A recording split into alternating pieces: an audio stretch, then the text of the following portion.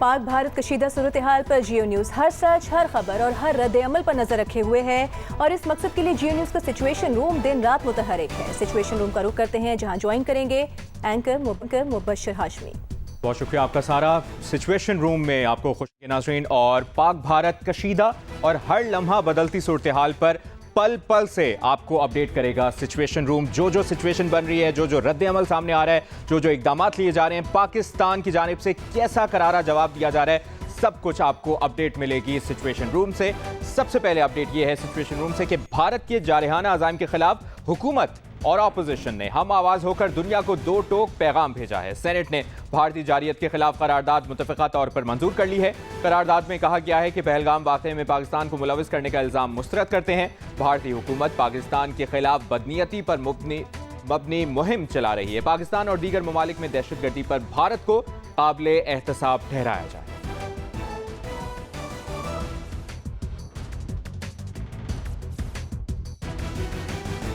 आपको बताएं, भारत की जानिब से अटारी बॉर्डर बंद होने के बाद पाकिस्तान आने वाले शहरी सरहद पर फंस गए हैं। गाड़ियों की कतारें लग गई हैं। पाक भारत सरहद पर शहरियों की भीड़ लगी है, गाड़ियों की कतारें हैं। पाकिस्तान वापस आने वालों को परेशानी का सामना है। भारतीय हुक्काम ने भारतीय पासपोर्ट रखने वाली एक खातून को भी पाकिस्तान जाने से रोक दिया। खातून का कहना था कि इमिग्रेशन हुक्काम ने भारतीय पासपोर्ट होने की वजह से रोका।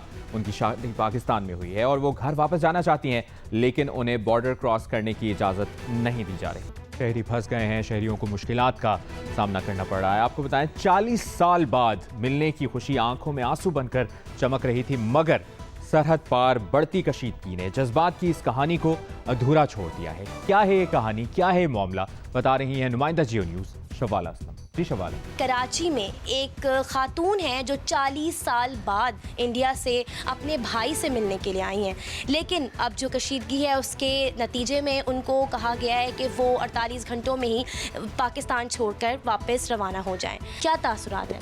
मैं 40 साल के बाद यहाँ पे आई हूँ। मुझे बहुत अच्छा लगा, मेरे भाई से मिलके, बच्चों से मिलके, सबसे मिलके अच्छा लगा। और अब मुझे ऐसा लग रहा है जल्दी जाना पड़ रहा है, इससे मुझे ज़रा अच्छा नहीं लग रहा है और रोना भी आ रहा है कि मैं इतने सालों के बाद आई हूँ, मुझे यहाँ से जाना पड़ रहा है। जब आप यहाँ से गई थी, क्या उम्र थी आपकी? 88 में मेरी शादी हुई और मेरे फिर बच्चे हुए और थोड़ा टाइम मेरे को उधर ही रहना पड़ा। आ नहीं सकती यहाँ पे क्योंकि मेरी वीज़ा पासपोर्ट का भी थोड़ा इश्यू चल रहा था ना। भाई से मिलके 40 साल बाद कैसा लग रहा है आपको? अभी कितना वक्त और आपको चाहिए कि नहीं आपको रहना है अभी? और वक्त चाहिए मेरे भाई के पास रहने के लिए। अभी तो मेरा दिल भी नहीं भरा है मेरे भाई के साथ में। 40 साल के बाद आई और बस 15 दिन में मैं वापस जा रही हूँ अपने घर। मेरी ये एक ही बहन है, मैं इनसे 40 साल के बाद नहीं मिला हूँ। ये पाकिस्तान 40 साल के बाद आई है। पाकिस्तान कैसा लग रहा है अब? कितनी चीज़ें बदल गई होंगी? यहाँ तो मैं आई तो पूरा यहाँ सब चेंज हो गया। यहाँ पे जो मंदिर का ये सब काम किया ना, ये बहुत अच्छा किया, ये मुझे बहुत अच्छा लगा। मेरे मम्मी डैडी की जो ख्वाहिश थी ना, वो मेरे भाई ने पूरी कर दी। टेंशन्स पाकिस्तान इंडिया के दरमियान बेशक हैं, तमाम सरहदी बुनियादों पर भी हैं, कुछ चीज़ें हैं, लेकिन इन फैमिलीज़ का यही कहना है कि इनका जो प्यार है वो उन सबसे ऊपर है और लिहाजा ये चाहते हैं कि इनको इतना कम वक्त ना मिले बल्कि बहुत ज़्यादा वक्त मिले अपनी फैमिलीज़ के साथ यहाँ रहने के लिए। जी बहुत बहुत शुक्रिया आपका शवाला असलम। शवाला हमें सूरत हाल से आगाह कर रही थी और ऐसी कई कहानियाँ, ऐसे कई लोग हैं जो इस तरह मुश्किल में फंसे हुए हैं। अब आपको बताते हैं, भारतीय जेवलिन थ्रोअर नीरज चोपड़ा ने बेंगलोर में होने वाले चोपड़ा क्लासिक चैंपियनशिप के लिए अरशद नदीम को बेंगलोर आने का दावतनामा इनवाइट भेजा था। इस दावत पर भारतीय मीडिया ने उन्हें शदीद तनकीद का निशाना बनाया है। क्या है मामला, देखते हैं। भारतीय Olympian javelin throw Neeraj Chopra ने 2 रोज कबल Olympic gold medallist Arshad Nadeem को भारत आने की दावत दी थी, लेकिन अरशद नदीम ने अपनी मसरूफियत से उन्हें आगाह करते हुए भारत आने से माजरत कर ली थी। अरशद नदीम का कहना था कि वो एशियन एथलेटिक चैंपियनशिप की तैयारी में मसरूफ हैं, जिसकी वजह से भारत नहीं जा सकेंगे। तहम पहलगाम के वाक़े के बाद नीरज चोपड़ा को सोशल मीडिया पर अरशद नदीम को दावत देने के मामले की वजाहत देना पड़ गई। नीरज चोपड़ा का कहना है कि अरशद नदीम को इवेंट की दावत पहलगाम से बहुत पहले दी थी। उन्होंने कहा कि अरशद नदीम को नीरज चोपड़ा क्लासिक इवेंट के लिए दावत देने के मामले को मीडिया पर उछाला जा रहा है। नीरज चोपड़ा ने कहा कि उनका मकसद सिर्फ अरशद नदीम को इवेंट के लिए बुलाना था। जिस तरह दूसरे एथलीट्स को दावत दी गई थी, तमाम एथलीट्स को दावतनामे पीर को हमले से 2 रोज कबल भेजे गए थे। एक तरफ ये मामला आपने देखा, पाकिस्तानी हुकूमत हो या पाकिस्तानी अवाम, हर प्लेटफॉर्म पर हर तरीके से भारत को करारा और मुंह तोड़ जवाब दिया जा रहा है। इसी तरह भारतीय टीवी के एक शो में पाकिस्तानी तजियाकार अहमद हसन की बात करते हैं। जी हाँ, अहमद हसन ने भारतीय टीवी एंकर और शुरका को उन्हीं की जुबान में लाजवाब कर दिया। ये क्लिप देखिए।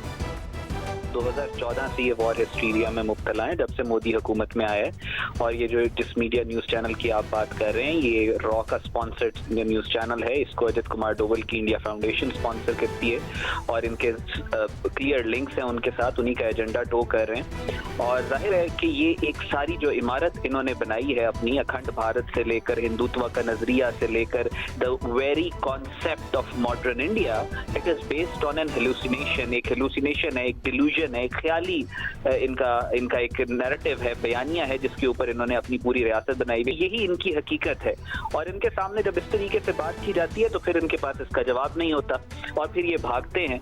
और ये मैंने कुछ खास बात नहीं की, मैंने सिर्फ पाकिस्तानियों की जज्बात की तर्जुमानी की है। जब इनके जो फैक्ट्स इन्होंने जो बनाए हुए हैं उनको जब बंदे जब आप तोड़ते हैं, जब उसको आप फैक्ट चेक करते हैं तो फिर इनको तकलीफ होती है, क्योंकि ग्राउंड के ऊपर मोदी के पास, बीजेपी के पास सवाए अर्नाब गोस्वामी और इस तरह के चंद डाउट्स के और कुछ भी नहीं है। तो ये लिहाजा ये पूरा झूठा बयानिया बनाते हैं। तो इस वजह से they are very sensitive about the false narrative that they make. अब वो आमतौर पे कोशिश ये करते हैं कि किसी को बुला लेंगे पाकिस्तान से, उससे हम ऐसे बात कर लेंगे, वैसे बात कर लेंगे, उसको चुप करवा देंगे।